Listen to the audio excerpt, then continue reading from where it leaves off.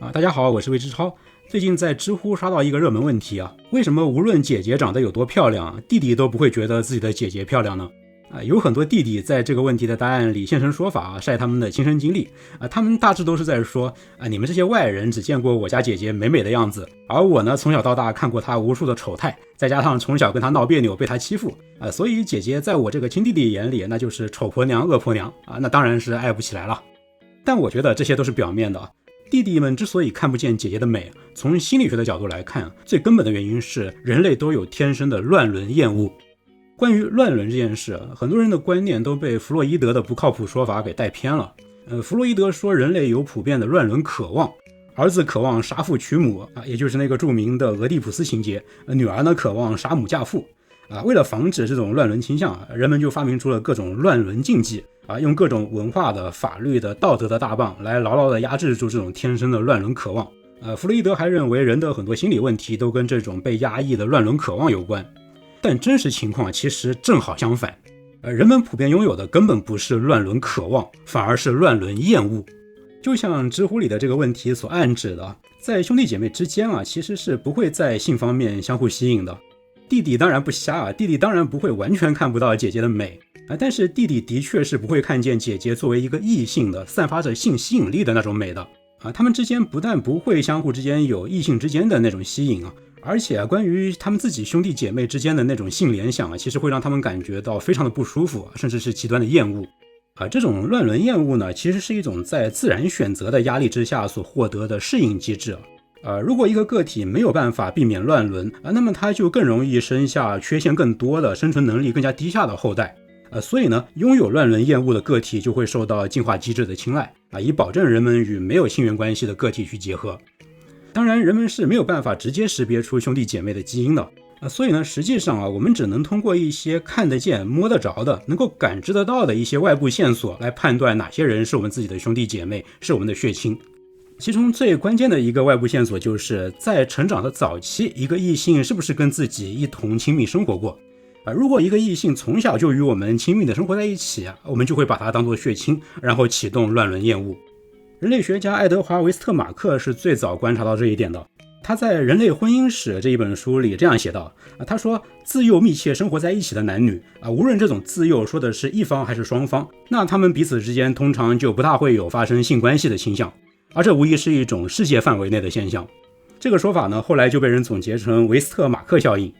根据维斯特马克效应哪怕两个异性他们实际上并没有血缘关系，但只要他俩从小是在一个家庭里一起长大或者是在类似家庭的这种亲密关系里一起长大的话，那么他们就会把对方视为自己的亲兄弟姐妹从而产生乱伦厌恶，哪怕他们实际上并不是真正有血缘关系的。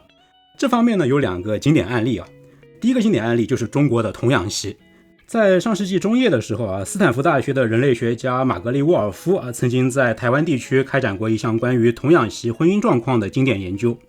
这个研究就为维斯特马克效应提供了非常明确的证据童养媳制度呢，一度是盛行于中国传统社会了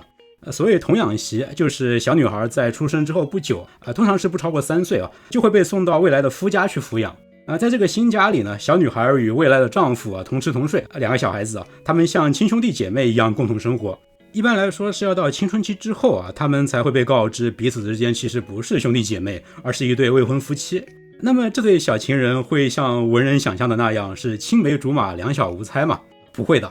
他们的普遍反应是他们会极度抗拒这段婚姻关系，而原因不是其他，正是因为他们彼此之间完全缺乏性吸引力。童养媳夫妇的抗拒从洞房花烛夜就已经开始了。洞房花烛本来是人生第一大喜事普通的新婚夫妇都是心向往之，摩拳霍霍，跃跃欲试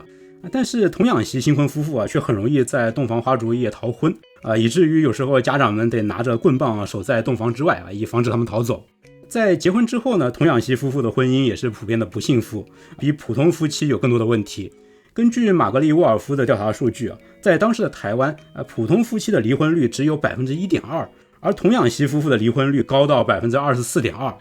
童养媳夫妻的生育率也比普通的夫妻要低 30% 左右。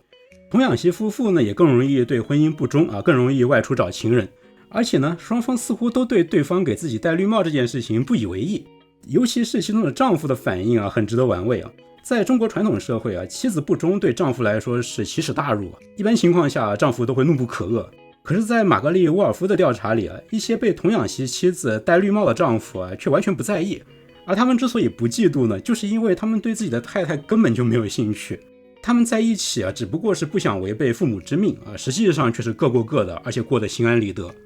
那刚才说的这些发现都是与维斯特马克效应的预测是一致的。青梅竹马的孩子长大之后非但不会经受什么所谓的乱伦禁忌的打压和折磨，他们根本就是对乱伦避之不及。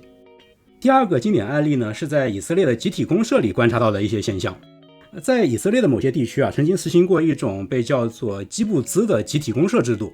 这种公社呢，是由一些乌托邦主义者在20世纪早期的时候建立的他们想要打破传统的那种核心家庭结构，去实践集体生活。在基布兹这种集体公社里呢，同龄的男孩子和女孩子在出生之后不久就会一同生活在同一个大宿舍里，他们会共同生活到青春期。在这个过程里，他们是由护工和教师集体抚养。而当这些孩子成年之后一起长大的孩子们之间是很少有通婚的，也很少有婚外的性关系尽管没有任何人反对他们之间通婚，没有任何的规定和文化禁止这一点。以色列人类学家约瑟夫·谢泼德调查了200多个公社的资料，他收集了其中2700多对夫妻的信息结果发现没有任何一对夫妻是来自于儿时共同生活的同一个公社的这些发现呢，也与维斯特马克效应的预测是一致的那就是童年早期有过共同亲密生活经验的异性之间是没有性吸引力的。那说完这2个经典案例之后呢，我们再来看另一面的证据。反过来有乱伦行为的那些人往往就不是一起长大的。著名心理学家史蒂芬·平克在他的《心智探奇》这本书里写过这样一个案例在芝加哥的一项针对兄妹姐弟乱伦的研究里就发现研究者找到的唯一一对打算要结婚的亲兄弟姐妹他们就是被分开抚养长大的。在涉及到父母与子女的乱伦行为里呢，类似的规律其实也在起作用。如果父母在子女的成长早期有很长的时间是跟孩子待在一起的，那乱伦就极不可能发生。相反，如果父母在儿女成长早期与他们是分离的那么乱伦的风险就会升高。心智探奇里写道，那些对女儿施加性虐待的父亲一般都只在女儿小的时候只花了比较少的时间和他们在一起。另外一方面，如果继父与生父与女儿在一起的时间一样长的话，那么继父并不会比生父更有可能虐待女儿。弗洛伊德在提出乱伦禁忌这个概念的时候呢，曾经用过古希腊悲剧中的俄狄浦斯王的故事来举例故事情节大概是这样的，你可能听过，我简单复述一下。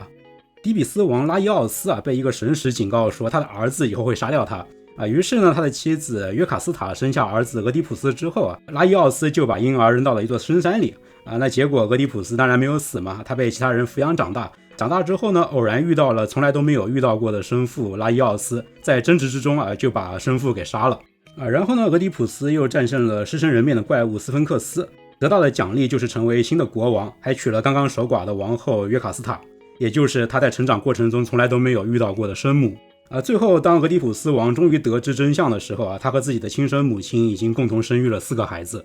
弗洛伊德认为这个故事里就曲折地反映出了男人杀父娶母的这种乱伦渴望。但其实呢，在这个故事里恰恰包含了刚才说的这种乱伦的高危因素那就是俄狄浦斯不是由他的亲妈抚养长大的。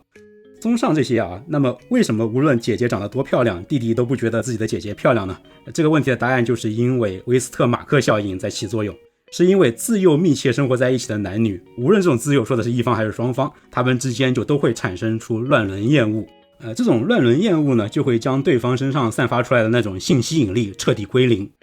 好，这个在知乎上看到的问题我们就聊到这里。我是魏之超，我会在这个频道里持续输出我的3大爱好：心理学、读书和电影如果你喜欢我的节目呢，请你关注、点赞、收藏和评论，这对我非常重要。谢谢你的支持，我们下期节目再见。